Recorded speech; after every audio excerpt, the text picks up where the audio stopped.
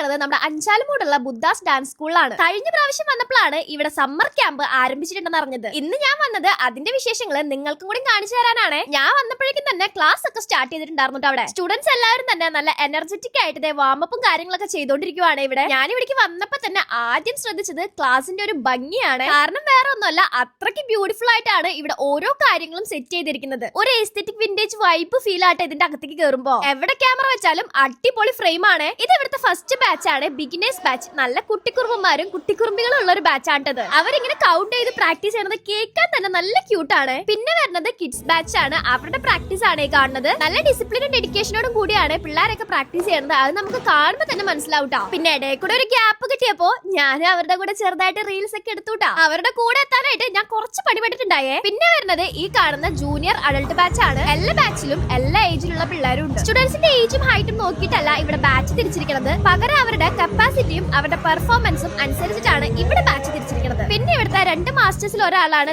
ഇത് നമ്മുടെ സുനു മാസ്റ്റർ. പിന്നെ ഒരാളാണ് നമ്മുടെ മാഹിൻ മാസ്റ്റർ.